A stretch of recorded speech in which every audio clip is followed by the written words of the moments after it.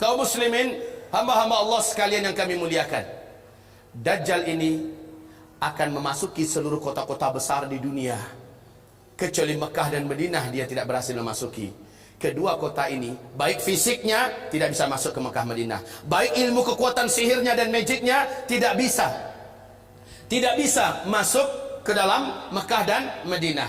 Makanya salah satu kata Nabi, kalau kamu ingin selamat, kamu dengar Dajjal sudah keluar, segeralah hijrah, larilah ke Mekah atau ke Madinah. Jika tidak mampu, ada 5 langkah lain yang diperintahkan Nabi agar selamat dari Dajjal la'natullah alaih. Kaum muslimin yang kami muliakan, Dajjal ini bukanlah makhluk raksasa tinggi besar.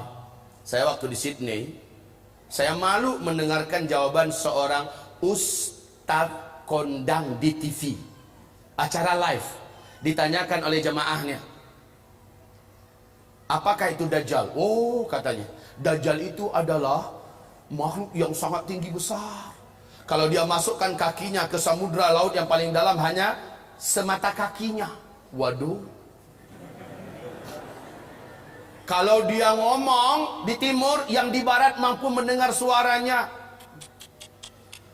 Kalau dia kencing di satu kota, banjir satu kota itu. Malu saya mendengar tuh jawaban, ya Allah. Waktu SD saya sudah dengarkan kayak gitu. Lah ini ustadz level nasional loh, ngomong di TV, jawabannya kayak gitu, ngawur ngaco abis. Lalu sebenarnya Dajjal ini siapa? Rasul mengatakan dia adalah anak keturunan Adam. Tingginya seperti kamu dan lebih pendek sedikit. Mukanya bulat. Kedua bola matanya utuh ada, hanya yang sebelah kanan tertutup oleh lapisan dagingnya yang atas meleleh kemari menutupi, dan bagian tutupan ini lengket ke pipinya, dan ada bergelantungan macam jengger ayam sedikit, kayak dahak. Orang maaf ya, kayak orang kumpulkan dahak banyak-banyak lalu disemburkan ke mata orang ini lalu meleleh gitu. Seperti inilah melelehnya daging di atas. Ini akibat dukhan loh, akibat dukhan. Seluruh orang-orang kafir menjadi zombie-zombie berjalan, jelek-jelek semuanya. Baik kaum muslimin, kemudian kata Rasulullah, kedua bola matanya seperti mau keluar lepas dari tempatnya. Hanya karena ini sudah ketutup, nampak tonjolan itu jelas. Sementara matanya sebelah kiri sudah hampir lepas dari tempatnya. Warnanya hijau kaca. Warna kulitnya putih kemerah-merahan, putih pucat kemerah-merahan. Bibirnya tebal, rambutnya keribu. Rambutnya keribu. Di sela-sela rambutnya yang keribu muncul rambut-rambut lurus seperti ijuk. Lehernya agak sedikit panjang, lebih panjang daripada kita, sedikit lebih panjang. Bahunya mereng, dadanya bidang, full daging, sekel. Rasulullah mengatakan bila ia berjalan, kamu akan melihat kedua mata kakinya saling berjauhan dan kedua jempol kakinya saling berdekatan. Udah kebayang? Seperti ini. Oh, tapi kalau ketemu orang kayak gini jangan dibilang Dajjal.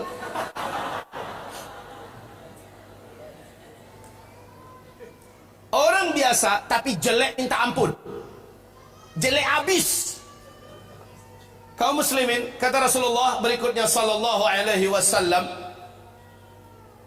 bagi orang yang beriman, yang menurut Allah imannya masih sahih, menurut Allah imannya masih benar, dia diizinkan oleh Allah mampu membaca huruf ka, fa, ra di antara kedua alis matanya. Ada tertulis ka, fa, ra, yaitu kafir. Walaupun aslinya dia nggak pandai membaca Arab, membaca Al-Quran, tapi imannya menurut Allah sahih, dia akan mampu melihat itu. Kalau sempat kepapasan beberapa papasan, dia mampu melihat kafara. Ibarat Allah yang kami muliakan, Rasulullah sallallahu alaihi wasallam bersabda, semua kemampuan yang jahat di bumi ini ada pada dia. Seluruh jin dan syaitan berkhidmat dan melayaninya, menjadi pengikutnya. Coba bayangkan, dukun mana di bumi ini yang sanggup menaklukkan seluruh jin dan setan?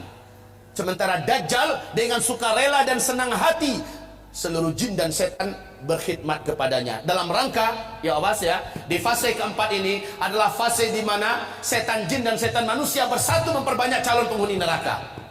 Di fase keempat ini. Makanya ketika Dajjal muncul, ma baina khalqi Adam ila qiyamis sa'a fitnatun akbar minad Dajjal. Sejak bumi ini Allah ciptakan, sejak Adam Allah ciptakan sampai hari kiamat, tidak ada fitnah yang lebih dahsyat, tidak ada fitnah yang lebih hebat, tidak ada fitnah yang lebih berat melebihi fitnahnya Dajjal. Maka berlindunglah kamu kepada Allah dari fitnah Masih Dajjal. Wallahi, kata Nabi, kalau saya hidup, saya yang akan membela kamu paling di depan. Tapi jika saya sudah tidak ada, setiap kamu harus bela dan jaga dirinya masing-masing. Dajjal memiliki kekuatan sihir yang tidak terbatas. Dajjal memiliki kemampuan dan hipnotis magic yang sangat-sangat berat, sehingga tidak ada yang mampu melawan Dajjal. Tidak ada. Ibarat Allah yang kami muliakan, Nabi perintahkan ketika kamu dengar Dajjal masuk ke kota-kota kamu, langsung sihirnya menyebar, yang menjadikan seluruh manusia yang juga sudah putus asa dengan beratnya beban hidup, dengan sukarela datang untuk menyongsong di mana titik Dajjal berada. Mereka berharap Dajjal bisa membagi-bagikan rezeki. Saat itu kata Rasulullah, wahai kaum lelaki, bawalah istri-istri kalian masuk ke rumah, ikat dia di dalam rumah, tambatkan dia di tiang-tiang rumah kamu. Carilah ibu-ibu kamu, bawa dia ke rumah, ikat kakinya, ikat tangannya, tambatkan dia di tiang-tiang di dalam rumah. Carilah anak-anak gadis kamu, selamatkanlah wanita-wanita kamu, karena sesungguhnya yang paling banyak sujud menyembah Dajjal ketika Dajjal masuk ke kota-kota di bumi ini adalah kaum wanita. Mereka yang paling banyak menyembah Dajjal. Dan kata Rasulullah, siapa yang sempat menyembah Dajjal, maka sampai dia menghembuskan nafas terakhirnya, dia tidak akan pernah lagi beriman kepada Allah, dan dia akan kekal di neraka selama-lamanya. Maka ibu-ibu, pantas kalau Nabi memperingatkan umatnya berulang-ulang, berlindunglah dari Dajjal, berlindunglah dari Dajjal, berlindunglah dari Dajjal. Seluruh dukun satu bumi, seluruh ahli-ahli sihir satu bumi akan sujud menyembah Dajjal. Dengan sihirnya, Dajjal menunjuk ke arah langit. Maka dalam pandangan mata manusia, awan berkumpul berarak dari mana-mana, padahal sudah sekian tahun awan tidak ada di langit. Lalu menurunkan air hujan, padahal hanya Tuhan yang mampu melakukan itu. Dengan telunjuknya, Dajjal menunjuk ke arah tanah yang gersang dan tandus. Maka tanah itu seperti memperlihatkan rumput-rumput hijau pun muncul, air sungai mengalir. Dengan sihirnya Dajjal, dia menunjuk ke arah kuburan yang ada. Maka seluruh yang pernah mati dan ada di kuburan itu bangkit, hidup dalam keadaan utuh, manusia yang utuh seperti masih hidup dulu. Dan langsung berjumpa sang ayah dengan anak, anakku, mak dengan anak, anakku, suami dengan istri, istriku. Padahal mereka sudah mati. Ternyata terbongkar rahasianya. Rasul mengatakan itu seluruhnya bukanlah orang yang sudah mati, tapi jin-jin dan setan-setan yang menjelma menjadi orang yang dulu pernah hidup, agar menipu orang-orang yang masih hidup ini. Lalu mereka berkata, inilah Tuhan kita yang telah menghidupkan kami kembali. Akhirnya manusia sujud kepadanya. Sungguh sangat dahsyat, Pak.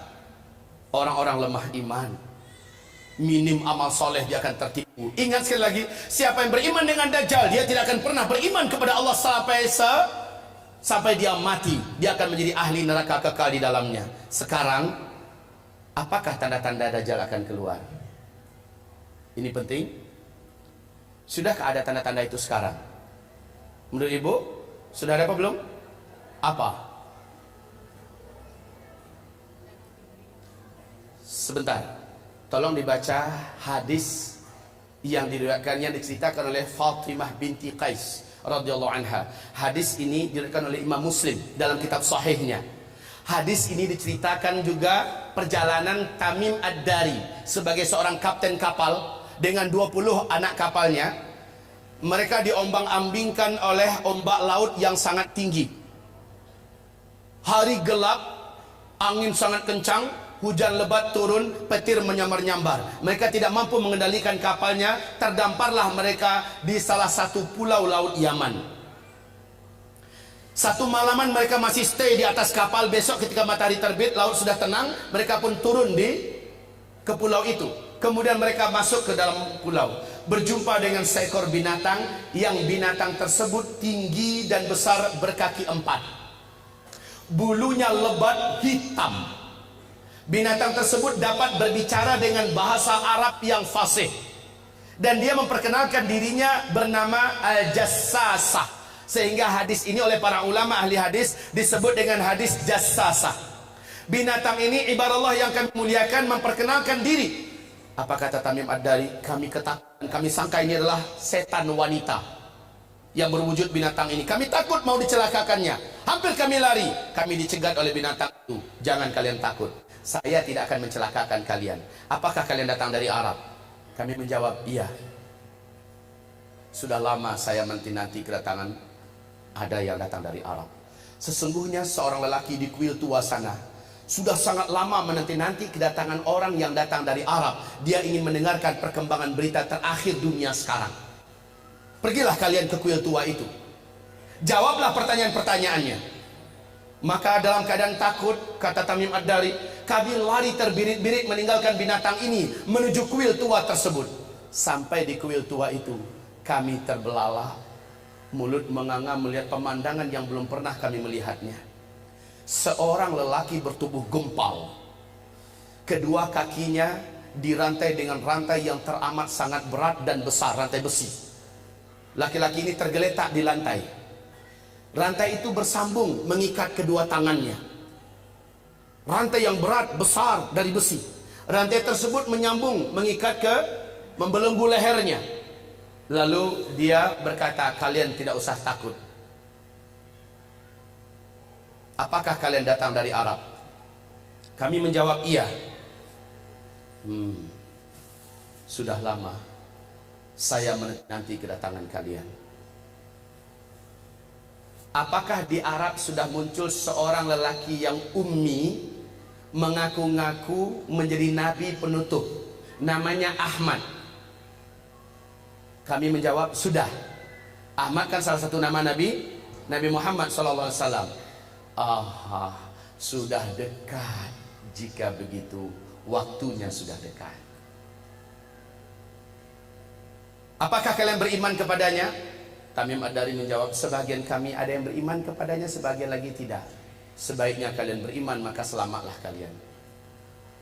Dia bertanya lagi, dijawab. Dia bertanya, dijawab. Apapun pertanyaannya dijawab. Kemudian pertanyaan yang perlu menjadi catatan kita, sebagai tanda dia ini akan keluar, ternyata dialah Dajjal. Ternyata dia adalah Dajjal. Dia bertanya tentang dua hal. Tentang pohon kurma Baisan. Tamim Ad-Dari berkata, apa yang ingin kalian tanyakan? Pohon kurma Baisan itu hari ini masih berbuah enggak? Tamim Ad-Dari menjawab, sekarang masih, buahnya lebat. Lihat saja, sebentar lagi buahnya akan habis. Dan tak lama setelah itu saya pun lepas. Dia bertanya tentang Danau Tiberias. Dia bertanya tentang Danau Tiberias. Kemudian dijawab, mana? Dia bertanya tentang Danau Tiberias. Di manakah Danau Tiberias itu? Tahu? Lihat ini yang ada di lembaran, yang ada di bawah.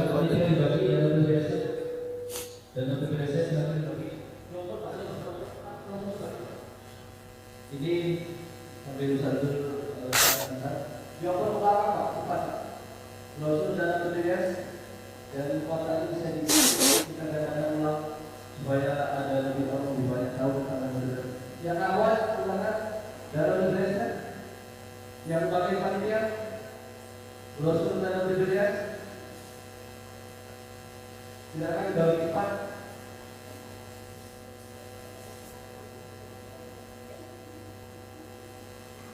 Ayo, waktunya kita tidak lama. Masih banyak penjelasan tentang akhir zaman. Silakan. Mohon dibantu. Terus dioper belakang.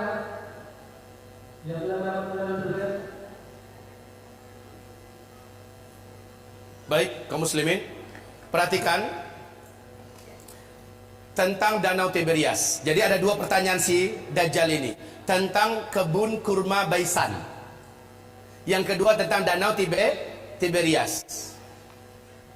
Laki-laki ini berkata, apabila buah kurma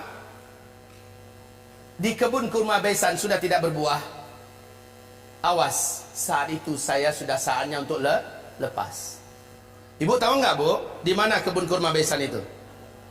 Ibu tahu tidak? Bilang cepat enggak. Pura-pura mikir lagi. Bilang enggak selesai. Ya Pak, kebun kurma Baisan letaknya di negeri Syam. Kalau sekarang ini perbatasan antara Yordania dengan Palestina. Ketahuilah oleh Bapak Ibu semuanya dan bacalah la haula wala quwata illa billah. Bacalah inna lillahi wa inna ilaihi raji'un. Sudah beberapa tahun belakangan ini kebun kurma Baisan sudah tidak berbuah 100%. Batang-batangnya pun cenderung kepada mati dan lapuk. Ini yang pertama. Yang kedua, laki-laki yang terikat ini yang ternyata adalah Dajjal. Dia bertanya tentang Danau Tiberias. Lalu Tamim Ad-Dari berkata, apanya yang kau ingin tanyakan? Airnya, masih ada air nggak sekarang? Maka dijawab oleh Tamim, airnya banyak. Dan memang Danau Tiberias ini sejak terbentang bumi tidak pernah airnya susut. Airnya full maksimal. Lalu apa kata laki-laki yang terikat itu? Dajjal ini, nanti kalau airnya sudah menyusut, tinggal sedikit, saatnya saya akan mengelilingi seluruh dunia, saya akan masuk seluruh kota-kota, saya akan kuasai manusia. Untuk Bapak Ibu ketahui seluruhnya, sejak tahun 2003 terjadi penyusutan. Lalu 2004 pemerintah Israel secara resmi membuat garis merah. Ternyata, perhatikan ini, perhatikan. Ini apa? Bagus, jawabannya jujur. Ini garis. Kalau dia bilang ini danau terlalu. Ini adalah garis dari permukaan Danau Tiberias, ya. Ah, ini dasarnya. Kaum muslimin, sejak 2003 sampai 2013, sejak 2003 sampai 2013, danau ini telah mengalami penyusutan yang sangat signifikan. Padahal kedalaman danau ini hanya 45 meter saja. 45 meter saja. Ya. Dalam hanya hitungan 10 tahun sudah 16 meter menyusut airnya dari permukaan. 16 meter dari kedalaman 45 meter, maknanya sudah lebih 30%. Coba buka YouTube. Buka YouTube, ada di situ acara televisi resmi pemerintahan Israel menyebutkan kepanikan dan ketakutan mereka yang tidak bisa disembunyikan. Sebab apa? Ini danau, airnya sumber air satu-satunya bangsa Yahudi di Israel. Mereka nggak punya sungai, mereka nggak punya mata air yang lain, cuma ini. Di sini untuk air minum, air cocok tanam, air mandi, segala-galanya dari sini sumbernya. Dan sekarang air itu menyusut. Kaum muslimin yang kami muliakan, 16 meter. Sudah seperti ini posisinya.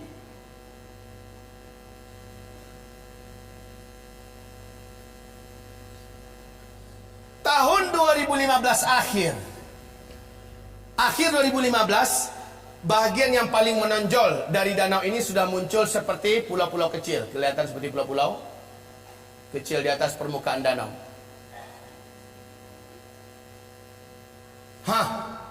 Kondisinya sekarang semakin menyusut. Awas, inilah yang menjadikan Syekh Abdullah bin Abdul Aziz bin Baz, mufti dan ulama besar Arab Saudi, sampai menangis ketika diberitakan kabar tentang perkembangan Danau Tiberias. Lalu apa kata beliau? Hadza zamanu khurujid dajjal. Inilah dia zaman kita, zaman saya, zaman tuan-tuan dan puan-puan semua, zaman bapak ibu dan zaman anak-anak kita masih hidup. Makhluk terlaknat ini akan keluar, Dajjal. La haula wala quwata illa billahil aliyil azim. Penyusutan air ini sangat signifikan. Kecemasan dan ketakutan tidak dapat disembunyikan. Lihat gambarnya. Lihat ini. Dulu airnya masih tinggi. Gambar ini diambil dan kita cetak tahun 2013 ya. Tahun 2013 yang ini. Kondisi sekarang udah beda lagi. Baik kaum muslimin, ya yang belum kebagian tolong dibagi. Kalau enggak nanti minta ambil di luar. Ini kami benarkan untuk dicetak banyak. Silakan cetak banyak-banyak agar umat tahu. Ini dilihat dan hadisnya sangat jelas, fakta yang tidak dapat disembunyikan, nggak bisa ditutup-tutupi tentang keluar saat dekatnya keluarnya Dajjal. Bapak Ibu, nanti itu ada kotak yang berjalan dari Yamimah, jadikan sajalah sebagai infak Bapak buat memperbanyak ini kembali dan juga membantu operasional dakwahnya Yamimah. Baik kaum muslimin yang kami muliakan, kita lanjutkan. Lihat kondisi-kondisi yang ada di situ. Ini tahun 2013, 2015 sudah semakin menyusut. Sudah semakin susut airnya. Sekarang negara-negara besar dunia sudah membuat simbol-simbol penyambutan kedatangan Dajjal. Seluruh negara-negara besar di dunia termasuk Arab Saudi. Lihat, Arab Saudi di Madinah, luar kota Madinah, sudah membangun istana kerajaan di satu bukit di luar kota Madinah. Ada yang tahu? Ada yang pergi umrah, pergi haji? Lihat di sana. Dan kata Rasulullah, Dajjal nanti akan naik ketika dia tidak berhasil masuk Mekah, nggak berhasil masuk Madinah, dia naik ke atas salah satu bukit yang disebut dengan Bukit Qabisha atau Bukit Ba'guk, Bukit Garam. Para ulama sekarang dan orang-orang kota Madinah menyebutnya dengan Bukit Dajjal. Ternyata ketika Dajjal naik ke atas, dia menunjuk ke arah Masjid Nabawi. Dia berkata, itu adalah istana putihnya si Ahmad. Itu adalah istana putihnya si Ahmad. Ini hadis Rasulullah. Dajjal naik ke atas bukit itu dan menunjuk ke Masjid Nabawi dan berkata, itulah istana putihnya si Ahmad. Dalam keadaan geram, dia hantarkan kakinya 3 kali di atas bukit itu. Maka satu kota Madinah gempa. Akhirnya seluruh orang munafik keluar, orang-orang musyrik keluar dari Madinah dan bergabung dengan Dajjal. Itulah hari bersihnya Madinah dari kaum munafikin dan musyrikin.